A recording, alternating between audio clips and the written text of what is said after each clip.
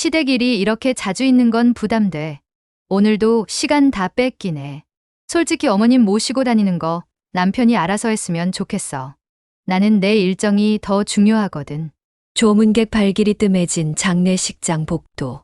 닫히지 않은 휴게실 문틈 사이로 유진이의 목소리가 또렷하게 흘러나왔습니다. 휴대전화를 귀에 댄 채 친정엄마와 통화를 하고 있었죠. 응.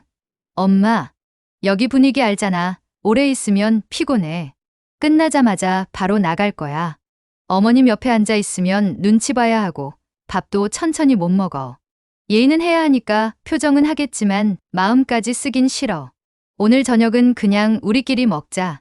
그 말 한마디, 아니, 그 말 속에 담긴 뉘앙스 하나하나가 제 가슴속 깊이 날카롭게 박혔습니다. 차가운 바람이 불지도 않았는데 손끝이 서늘해지고 손에 들고 있던 종이컵이 찌그러질 만큼 힘이 들어갔습니다. 미소 뒤에 감춰져 있던 진심을 이렇게 선명하게 듣게 될 줄은 몰랐습니다. 속으로만 중얼거렸죠. 그래, 내 마음이 그랬구나. 본격적인 이야기 들어가기 전에 이 영상을 끝까지 함께 해주신다면 누군가의 무심한 말 속에서 숨겨진 진심을 알아채고 그 상처를 어떻게 다루며 나를 지키는 선택을 할 수 있는지 분명 깨닫게 되실 겁니다. 그러니 잠시만 시간을 내셔서 구독과 좋아요, 알림 설정을 부탁드립니다. 혹시 제 이야기가 당신의 기억 속 한 장면과 겹친다면 끝까지 듣고 나서 이제는 나를 위해 살아도 괜찮다는 용기를 얻게 되었다는 말씀을 해주실 거라 믿습니다. 저는 한미정, 올해 74살입니다. 남편과 사별한 지 벌써 12해가 지났습니다. 혼자 사는 건 의외로 단순합니다. 밥때를 맞춰 식사를 하고 창가에 화분에 물을 주고 계절이 바뀔 때마다 같은 길을 산책하는 일. 단순한 만큼 마음이 비는 시간도 길어집니다. 그 빈 시간을 저는 아들과 며느리에게 기꺼이 내어줬습니다. 손주를 돌봐주고 반찬을 넉넉히 만들어 보내고 형편이 어려워 보이면 생활비를 조금 보태주기도 했습니다. 아들 성훈이는 그런 저에게 늘 엄마, 고마워요. 라고 말했습니다. 저는 그래, 너희만 잘 살아라고 답하곤 했죠. 그 말 속에는 나는 괜찮다는 진심이 담겨 있었습니다. 며느리 유진이는 겉으로 보기엔 참 예의 바른 사람이었습니다. 전화를 걸면 어머님, 안녕하세요로 시작하고 집에 오면 현관에서 슬리퍼를 가지런히 놓고 들어왔습니다. 손주 간식을 챙겨주면 잘 먹었습니다라고 또렷하게 말하게 했고 집을 나설 때는 어머님, 감사합니다로 마무리했습니다. 하지만 유진이의 예의는 일정한 선에서 멈췄습니다. 반찬을 건네면 이번엔 소량으로 부탁드릴게요. 냉장고가 좁아서요. 라고 말했고 명절상을 차리자 하면 이번에는 간소하게 하죠. 요즘은 다 그렇게 하더라고요. 라며 웃었습니다. 손주를 맡기면서는 정시에 데려다 주시면 좋겠어요. 저희 일정이 있어서요. 라고 덧붙였습니다. 틀린 말은 하나도 없었지만 그 속에는 여기까지가 예의라는 투명한 경계가 있었습니다. 저는 속으로 자주 되뇌었습니다. 그래, 요즘은 다 이렇게 사는 거지. 명절을 간소하게 하면 제 허리는 덜 아팠고 반찬이 소량이면 준비 시간이 줄었으며 손주를 정시에 데려다 주면 저녁 준비가 틀어지지 않았습니다. 머리로는 충분히 이해가 됐지만 이해와 서운함은 같은 자리에 오래 머물 수 없었습니다. 고마움과 거리감이 한 문장 안에 함께 숨 쉴 때마다 저는 웃으며 그래 알았어라고 했지만 밤이 되면 그 웃음이 오래 남지 않았습니다. 그래서 저는 점점 말을 줄였습니다. 응, 그래. 알았어. 그래, 그렇게 하자. 반면 유진이의 말은 언제나 분명했습니다. 어머님, 이번 주는 제가 친구들을 집에 초대해서요. 어머님, 오늘은 저희가 바빠서 같이 식사는 어려울 것 같아요. 틀린 말은 아니지만 자주 반복되면 무게가 됩니다. 그 무게가 마음 한구석을 천천히 눌러오면 저는 스스로에게 물었습니다. 내가 예민한 걸까? 내가 옛 방식을 고집하는 걸까? 이렇게 하루하루는 겉으로 보기엔 평온했지만 그 안에서는 작은 서운함이 물처럼 스며들고 있었습니다. 아직은 큰 갈등이 드러나지 않았지만 이미 제 마음 속에서는 작은 금이 가기 시작한 때였습니다. 명절을 한 달여 앞둔 어느 날이었습니다. 아침부터 시장을 다녀와 채소를 씻고 전 부칠 재료를 꺼내 놓았습니다. 예전 같으면 며느리도 같이 와서 손을 거들었지만 이번에는 연락이 없었습니다. 먼저 전화를 걸어보니 유진이는 밝은 목소리로 대답했습니다. 어머님, 이번 명절에는 간소하게 하죠. 요즘은 다 그렇게 하더라고요. 너무 힘들게 준비하지 마세요. 말끝은 부드러웠지만 그 부드러움 속에서 굳이 이렇게까지 할 필요는 없다는 뜻이 뚜렷하게 느껴졌습니다. 전화를 끊고 주방에 서 있자니 갑자기 부치는 전 냄새마저 김이 빠지는 것처럼 느껴졌습니다. 그날 이후로 준비하는 손길에 힘이 덜 들어갔습니다. 예전 같으면 반찬은 기본 5가지 이상 탕과 찌개, 고기 요리까지 준비했지만 이번에는 정말로 간단히 하기로 마음먹었습니다. 하지만 마음 한구석에는 내가 하고 싶어서 하는 일인데 왜 자꾸 줄이라고 할까 하는 서운함이 남았습니다. 주말에 손주를 봐주러 갔을 때도 비슷한 일이 있었습니다. 아이가 좋아할까 싶어 과일과 간식을 잔뜩 사들고 갔는데 유진이는 웃으며 말했습니다. 어머님, 이번엔 조금만 사오셔도 돼요. 냉장고에 자리가 없어요. 그 말에 저는 그저 웃었지만 돌아오는 길에 가방 속이 유난히 가벼웠습니다. 고맙다는 인사 뒤에 따라붙는 다음엔 적게라는 말이 나를 배려해서 하는 말인지 아니면 부담을 줄이기 위한 것인지 알 수 없었습니다. 이런 일은 자잘하지만 자주 일어났습니다.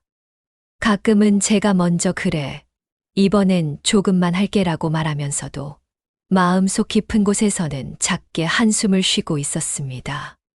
손주를 맡아 달라는 부탁도 마찬가지였습니다. 어머님, 저희 일정이 있어서요. 아이를 오후 3시까지 데려다 주시면 좋겠어요. 시간 약속을 철저히 지키라는 뜻이었지만 제 생활에는 늘 그 일정이 우선이 되어야 했습니다. 물론 아이를 맡아주는 건 기꺼운 마음이었지만 할머니 마음대로라는 여지는 점점 줄어들었습니다. 성훈이는 이런 상황을 잘 모르는 듯 했습니다.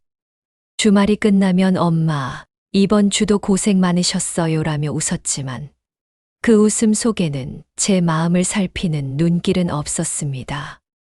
저는 애써 아무렇지 않은 듯 그래, 너희만 잘 살아라고 했지만 그 말이 점점 입에 붙는 관습적인 인사처럼 변해가고 있었습니다.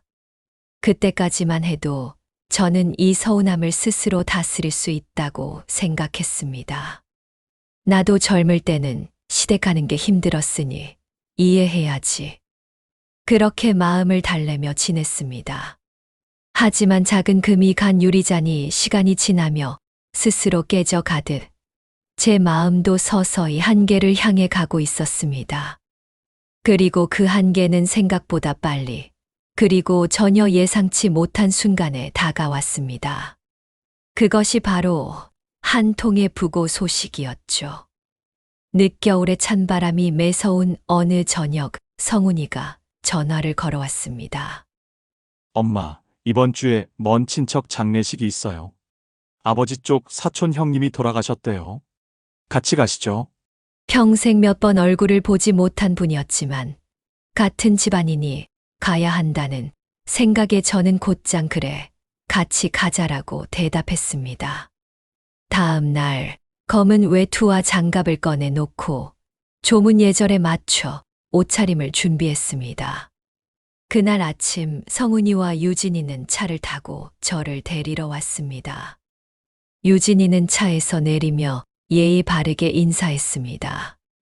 어머님, 오늘 날이 많이 추워요. 따뜻하게 입으셨어요? 저는 걱정 마라 하고 차에 올라탔습니다. 출발 후 얼마 지나지 않아 성훈이는 장례식장까지 걸리는 시간을 계산하며 길을 안내했고 차 안에는 잠시 잔잔한 음악이 흘렀습니다. 그때 유진이가 말문을 열었습니다. 여보, 우리 오늘 늦게까지는 못 있어. 내일 오전에 친정 쪽 약속 있잖아. 어머님이랑 같이 간 건 좋은데 너무 오래 있으면 내가 피곤해서. 성훈이는 알았어라고 짧게 대답했지만 저는 그 순간 유진이의 시선이 조심스럽게 저를 스쳤다는 걸 느꼈습니다. 그 시선 속엔 불편함을 최소화하고 싶다는 뜻이 담겨 있는 것 같았습니다. 저는 창밖으로 시선을 돌렸습니다. 스쳐가는 겨울 풍경 속에서 유진이의 말이 오래 맴돌았습니다. 물론 그 말이 틀린 건 아니었습니다.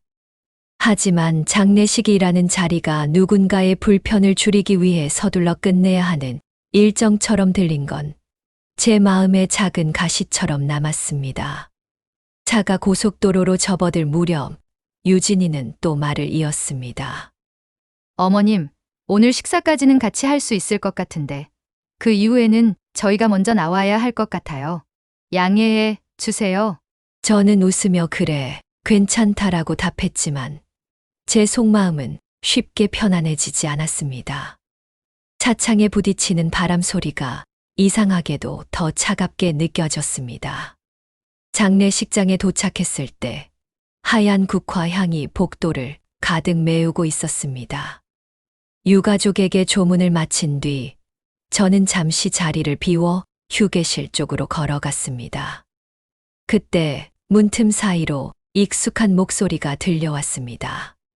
그 순간이 제 마음 속에서 이미 금이 가 있던 유리잔이 완전히 깨지는 소리가 나는 순간이 될 줄은 그때는 몰랐습니다. 휴게실 문 앞에서 발걸음을 멈췄습니다. 안에서 들려오는 목소리는 분명 유진이의 것이었습니다. 문은 완전히 닫히지 않아 틈 사이로 소리가 또렷하게 흘러나왔습니다.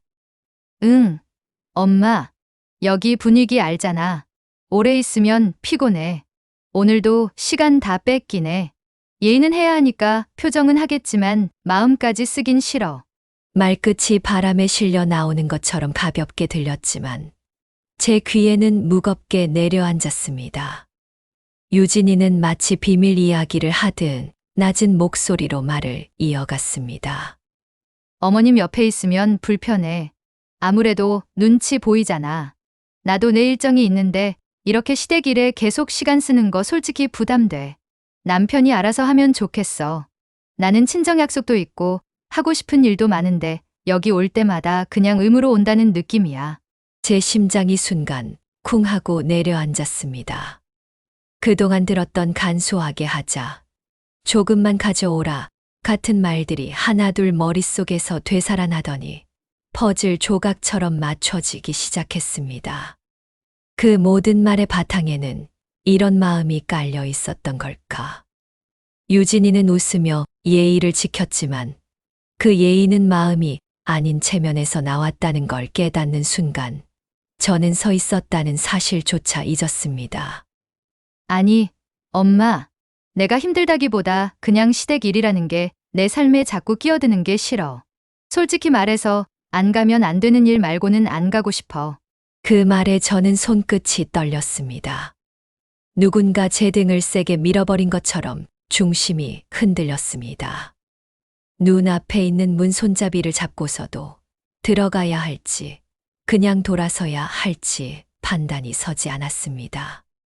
잠시 후 안에서 의자가 끄는 소리가 들렸고 저는 황급히 뒤로 물러났습니다.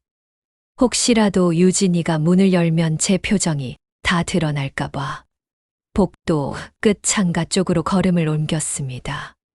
창밖에는 겨울 햇빛이 희미하게 내려앉아 있었지만 제 마음은 그늘 속에 가라앉은 것 같았습니다. 그렇구나. 내 마음이 그랬구나. 나는 그걸 모르고 고마운 줄만 알았는데 그동안의 장면들이 주마등처럼 스쳐갔습니다. 명절 음식 준비를 줄이자는 말, 반찬을 적게 가져오라는 부탁, 아이를 맡길 때 정해진 시간을 강조하던 태도. 모두가 정중했지만 결국 그 안에는 가능하면 거리를 두고 싶다는 속마음이 자리하고 있었던 겁니다. 유진이가 휴게실에서 나와 다른 조문객들과 이야기를 나누는 모습을 멀찍이서 보았습니다. 여전히 공손한 표정, 부드러운 말투, 적당한 미소. 그러나 저는 더 이상 그 미소를 있는 그대로 받아들일 수 없었습니다. 그날 장례식에서 저는 처음으로 나와 이 아이는 결코 가까워질 수 없는 사이구나라는 확신을 가졌습니다. 겉모습은 가족이지만 마음속 거리는 타인과 다르지 않다는 걸 인정하게 된 겁니다. 조문을 마치고 나오는 길, 성훈이는 제게 엄마, 좀 피곤하시죠? 라고 물었습니다.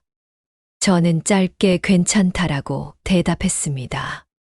하지만 속으로는 이미 결심이 시작되고 있었습니다. 이 결심이 단번에 재산 문제로 이어진 것은 아니었지만 분명 그날이 제 마음을 완전히 굳힌 첫날이었습니다.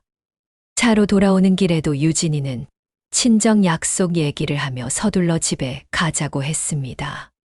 저는 창밖만 바라보며 아무 말도 하지 않았습니다.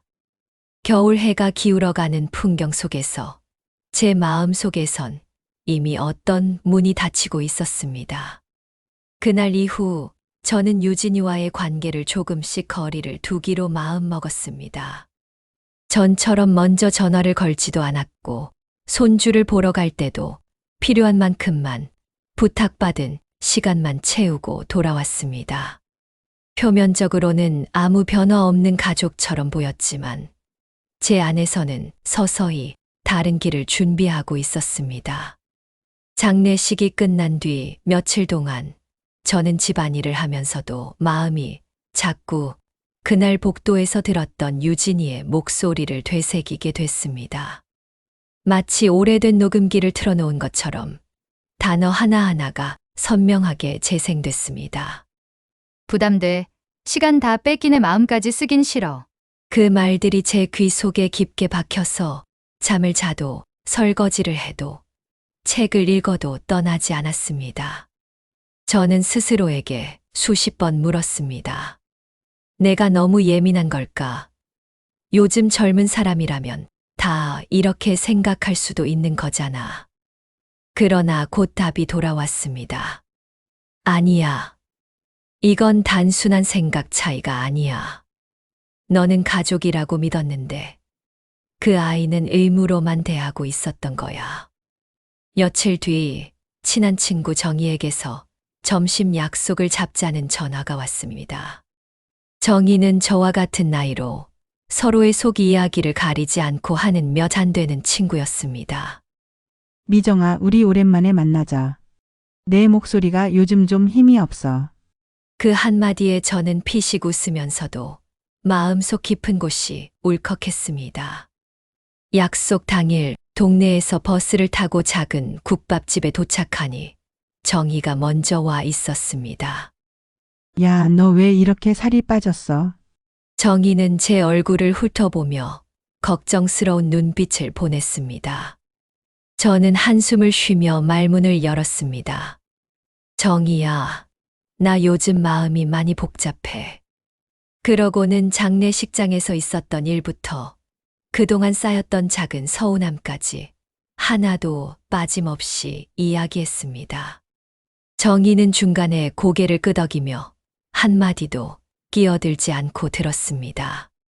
제가 말을 마쳤을 때 그녀는 잠시 뜸을 들이더니 조용히 말했습니다. 미정아, 너 그동안 참 많이도 참았네.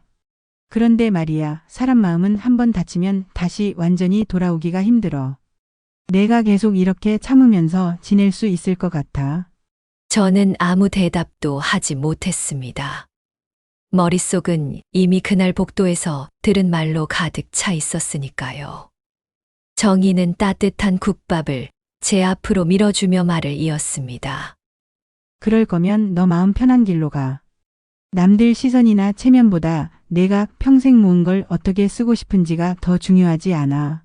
그 말이 제 가슴 속에 잔잔하게 스며들었습니다. 그날 집으로 돌아오는 버스 안에서 저는 창밖을 보며 생각했습니다. 그래, 내가 모은 건 내 삶의 흔적이야. 그걸 어떻게 쓸지는 내 마음이 정하는 거지. 다음 날, 저는 서랍 깊숙이 넣어둔 통장과 부동산 서류를 꺼냈습니다. 이 집 한 채와 모아둔 예금, 적금. 크진 않아도 평생을 아껴 쓰며 모은 재산이었습니다. 그걸 누구에게 어떤 방식으로 남길지를 종이에 적어 봤습니다. 처음에는 아들 성훈이의 이름을 적었다가 펜 끝이 허공에서 멈췄습니다. 그리고는 그 이름 위에 가만히 선을 그었습니다. 이건 그냥 습관처럼 적은 거야. 당연한 게 아니었는데 나는 그걸 당연하게 여겼네. 며칠 뒤 저는 시내에 있는 사회복지재단을 찾아갔습니다. 재단 사무실은 소박했고 안내 데스크 직원이 반갑게 맞아주었습니다. 어서 오세요. 어떤 일로 방문하셨나요? 아직 결정한 건 아니지만 제 재산 일부를 기부하는 방법을 알아보려고요. 직원은 자세한 안내 책자를 주며 기부 방식과 용처를 설명했습니다. 아이들을 위한 장학금, 독거노인 지원, 병원 치료비 보조 하나하나 들을수록 제 마음속 무게가 조금씩 가벼워지는 기분이 들었습니다. 집으로 돌아와 책자를 한 장씩 넘기며 저는 오래 잊고 지냈던 나를 위한 선택이라는 단어를 떠올렸습니다. 이건 아들과 며느리를 벌주기 위한 선택이 아니라 나 자신을 위한 선택이라는 걸 깨달았습니다.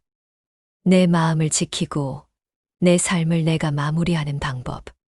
그것이 바로 기부였습니다. 그날 밤 저는 작은 수첩에 이렇게 적었습니다. 내 인생의 마지막 결정을 내가 원하는 방향으로. 그 순간 오랫동안 짓눌렸던 가슴이 조금은 가벼워지는 걸 느꼈습니다. 아무에게도 말하지 않은 비밀이었지만 제 안에서는 이미 답이 정해져 있었습니다. 기부 상담을 다녀온 뒤로 제 마음은 한결 가벼워졌습니다. 하지만 그 결정을 가족에게는 말하지 않았습니다. 성훈이나 유진이가 알게 되면 괜한 오해나 불필요한 말이 오갈 수 있고 무엇보다 이건 제 인생의 마지막 선택이기에 그 누구의 허락도 필요하지 않다고 생각했기 때문입니다. 그래서 평소와 다름없는 일상을 유지했습니다. 주말이면 손주를 맡아주고 명절 전에는 떡국떡을 준비하고 가끔은 김치도 조금 담가 보냈습니다. 겉으로 보기에는 아무 일도 없는 나날이었지만 제 안에서는 서류 준비와 기부 절차가 하나씩 진행되고 있었습니다. 그날도 마찬가지였습니다. 동네 경로당에서 봉사 모임이 있던 날, 평소처럼 모여서 점심을 나누고 뒷정리를 하고 있었습니다. 그때 봉사 모임에서 친하게 지내는 김 여사님이 제 옆에 와 앉으셨습니다. 김 여사님은 살짝 웃으며 조심스럽게 물으셨습니다. 미정 씨, 지난번에 사회복지재단 다녀오셨다고 하셨잖아요. 그 일 잘 돼 가세요? 저는 혹시 누가 들을까 싶어 목소리를 조금 낮추며 대답했습니다. 아, 예. 아직은 그냥 알아보고 있는 중이에요. 확정한 건 아니고요. 김 여사님은 고개를 끄덕이며 말하셨습니다. 그래도 참 좋은 일 하시네요. 재산을 사회에 쓰신다니 존경스러워요. 아드님이 들으시면 참 자랑스러워 하실 것 같아요. 그 말에 저는 잠깐 멈칫했습니다. 마음속으로 성훈이는 모르는 게 좋아요라고 중얼거리면서 겉으로는 그냥 웃고 고개만 끄덕였습니다. 그때까지만 해도 그 말이 이렇게 빨리 성훈이 귀에 들어갈 줄은 상상도 못했습니다. 그날 오후 같은 봉사 모임에 나오는 박 여사님이 마트에서 성훈이를 우연히 만난 겁니다. 아마도 가벼운 인사 차원에서였겠죠. 아드님, 어머님 요즘 기부 준비하시나 봐요. 참 멋지시다. 성훈이는 순간 놀란 얼굴을 하며 되물었습니다. 네. 무슨 기부 말씀이세요? 아, 모르셨구나. 미정 씨가 재산 일부를 사회에 쓰시겠다고 하시더라고요. 정말 훌륭하시죠? 그 짧은 대화가 성훈이의 마음을 크게 흔든 겁니다. 마트에서 돌아오자마자 성훈이는 곧장 유진이에게 이야기했습니다. 여보, 어머니가 기부를 준비하신다는데 들었어? 유진이는 놀란 눈으로 성훈이를 바라보며 대답했습니다. 아니, 나도 처음 듣는데 잘못 들은 거 아니야? 아니야. 봉사 모임에서 같이 활동하시는 분이 확실히 말씀하시더라고. 어머니가 재산 일부를 사회에 기부하신다고. 잠시 정적이 흘렀습니다. 유진이는 생각에 잠긴 듯 하다가 천천히 말했습니다. 그럼 우리 어머님께 직접 여쭤보자. 혹시 다른 사정이 있을 수도 있잖아. 성훈이는 고개를 끄덕였습니다. 그래. 주말에 찾아가서 얘기해보자. 다음 날 성훈이는 저에게 전화를 걸어왔습니다. 엄마, 이번 주말에 잠깐 뵐 수 있을까요? 드릴 말씀이 있어서요. 저는 별다른 의심 없이 그래, 오너라라고 대답했습니다. 주말이 되자 성훈이와 유진이가 함께 집에 찾아왔습니다. 현관에서 유진이는 평소처럼 어머님, 안녕하세요 하고 인사를 했지만 그 웃음은 조금 굳어 보였습니다. 저는 속으로 뭔가 있구나 하고 느꼈지만 먼저 묻지는 않았습니다. 거실에 마주 앉아 차를 내오자 성훈이가 머뭇거리며 말문을 열었습니다. 엄마 요즘 기부 준비하신다면서요? 그 한마디에 제 손이 멈췄습니다. 컵에 따르던 차가 살짝 흔들렸습니다. 그 얘기를 어디서 들었니? 마트에서 봉사 모임분을 뵀는데 어머니가 재산 일부를 사회에 쓰신다고 하시더라고요. 사실이에요? 옆에 앉아있던 유진이도 조심스럽게 말을 보탰습니다. 저희는 처음 듣는 얘기라서요, 어머님. 혹시 이유가 있으신 건지 저희가 알면 안 되는 사정이 있는 건가 해서요. 순간 제 마음 속에서 그동안 눌러왔던 감정들이 서서히 올라왔습니다. 이 자리에서 피하면 안 되겠다는 생각이 들었습니다. 이 질문은 결국 제가 지난 몇 달간 스스로에게 던져왔던 바로 그 질문이었으니까요. 그래, 이유가 있지. 너희도 그 이유를 알아야 할 거다. 제 목소리는 담담했지만 그 안에는 오래된 상처와 결심이 섞여 있었습니다. 성훈이와 유진이는 제 말을 기다리는 듯 고개를 살짝 숙인 채 앉아 있었습니다. 거실에는 차향이 은은하게 퍼져 있었지만 공기만큼은 묘하게 무겁게 가라앉아 있었습니다. 저는 잠시 숨을 고르고 찻잔을 두 손으로 감싸 쥔 채 말을 꺼냈습니다. 너희가 이유를 묻는다면 그건 한 번에 생긴 게 아니야. 오랫동안 조금씩 쌓인 거지. 성훈이가 조용히 눈을 들었습니다. 엄마, 무슨 말씀이세요? 저는 시선을 멀리 창가로 두며 말을 이어갔습니다. 너희가 결혼하고 처음엔 내가 참 많이 기뻤다. 며느리가 생겼으니 이제 집안이 더 화목해지겠구나 싶었지. 그래서 반찬도 하고 명절이면 전도 부치고 손주 돌보는 것도 기꺼이 했다. 그런데 말끝이 잠시 떨렸지만 곧 마음을 가다듬었습니다.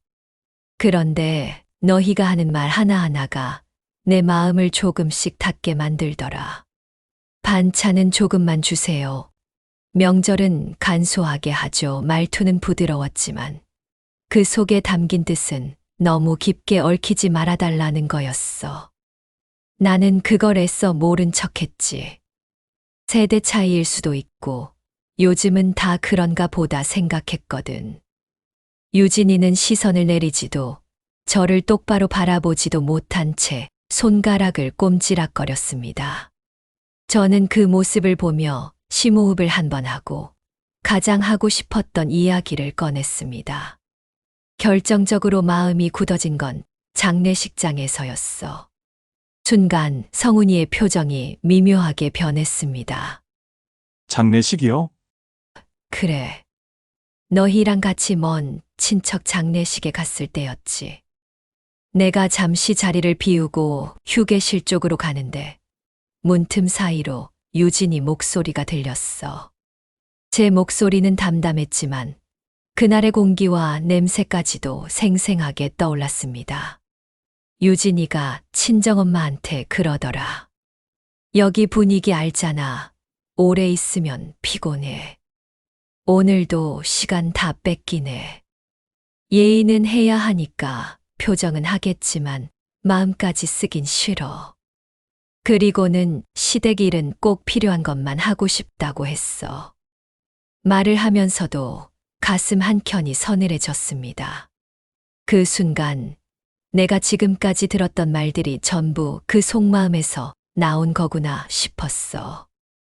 겉으로는 예의를 지켰지만 마음은 이미 나랑 거리를 두고 있었던 거지. 유진이는 얼굴이 굳은 채 아무 말도 하지 않았습니다. 성훈이만이 조심스럽게 물었습니다. 엄마, 혹시 우리가 그렇게 만든 거예요? 저는 고개를 천천히 끄덕였습니다. 의도는 아니었겠지. 하지만 결과적으로는 그렇게 된 거야. 나는 너희를 위해서라고 생각하며 한 일들이 너희한테는 부담이었던 거더라. 그런데 그걸 직접 듣고 나니 마음이 돌아서더라. 거실의 공기는 한층 더 무거워졌습니다. 저는 한숨을 쉬며 결심한 이유를 마무리했습니다. 그래서 생각했어. 내 평생 모은 걸 어떻게 쓸지는 내가 결정하자고. 너희가 나를 의무로만 대한다면 굳이 그 의무의 보상을 할 필요는 없잖아. 그 대신 정말 필요한 곳에 쓰자고 말이야. 성훈이는 입술을 깨물었고 유진이는 여전히 눈을 피했습니다. 저는 그들의 반응을 바라보며 마지막 말을 덧붙였습니다. 이건 화가 나서 하는 결정이 아니야. 그저 내가 남은 삶을 마무리하는 방식일 뿐이야. 말을 마치고 나니 이상하게도 제 마음이 차분해졌습니다. 그동안 가슴속에서 맴돌던 말들이 밖으로 나오자 오래된 먼지가 털린 것처럼 후련함이 밀려왔습니다. 하지만 그 후련함 속에는 돌이킬 수 없는 거리감이 남아 있었습니다. 성훈이는 잠시 고개를 숙이고 있다가 낮은 목소리로 말했습니다. 엄마, 미안해요. 그 말이 진심이라는 건 알았지만 이미 제 결심은 변하지 않았습니다.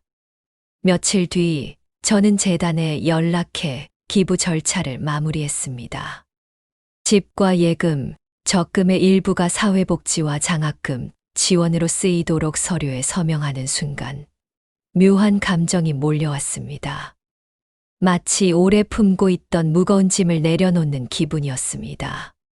돌아오는 길, 하늘은 맑았고 바람은 조금 차가웠습니다. 하지만 그 바람이 제게는 시원하게 느껴졌습니다. 이제 됐다. 이제부터는 나를 위해 살아도 되겠구나. 그 후 저는 그동안 미뤄두었던 여행을 떠났습니다. 가까운 바닷가 마을로 내려가 작은 게스트하우스에 묵으며 하루를 보냈습니다. 이른 아침 파도 소리를 들으며 해변을 걸을 때 가슴속까지 바닷바람이 스며드는 것 같았습니다. 저는 혼잣말처럼 중얼거렸습니다. 이제야 진짜 나로 사는구나.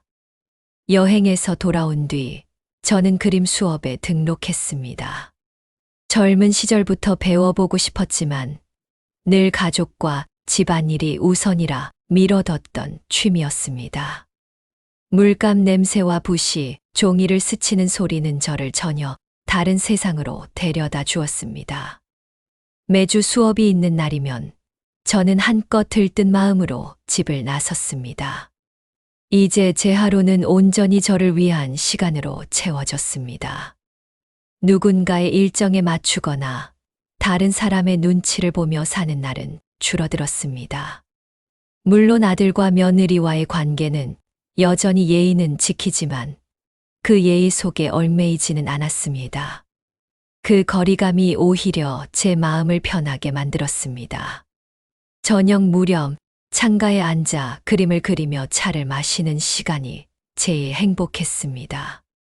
손주가 보고 싶을 때는 제가 먼저 연락했고 그 외의 시간에는 저만의 세상을 지켰습니다. 누군가는 외롭다고 할지 모르지만 저는 이 고요함이 참 좋았습니다. 가끔은 장례식장에서 들었던 그 말이 떠오르기도 했습니다. 하지만 이제는 그 말에 가슴이 무너지는 대신 그래, 그게 너희 마음이었지 하고 담담하게 받아들일 수 있게 됐습니다. 그렇게 인정하고 나니 제 삶의 방향도 분명해졌습니다. 이 길 끝에 무엇이 있을지는 알 수 없습니다. 하지만 한 가지는 확실했습니다. 마지막 순간에 저는 내가 원하는 삶을 살았다고 말할 수 있으리라는 것. 이야기를 들어주신 여러분, 긴 시간 함께 해주셔서 감사합니다. 앞으로도 이렇게 사람 사는 이야기, 마음을 나누는 이야기를 전해드릴 수 있도록 하겠습니다. 더 많은 분들에게 따뜻한 이야기를 전할 수 있도록 구독과 좋아요, 그리고 알림 설정 부탁드립니다. 여러분의 한 번의 클릭이 다음 이야기를 이어가는 큰 힘이 됩니다. 오늘 이야기가 마음에 남았다면 끝까지 함께 해주신 여러분께 진심으로 감사드립니다. 다음 이야기에서 다시 뵙겠습니다.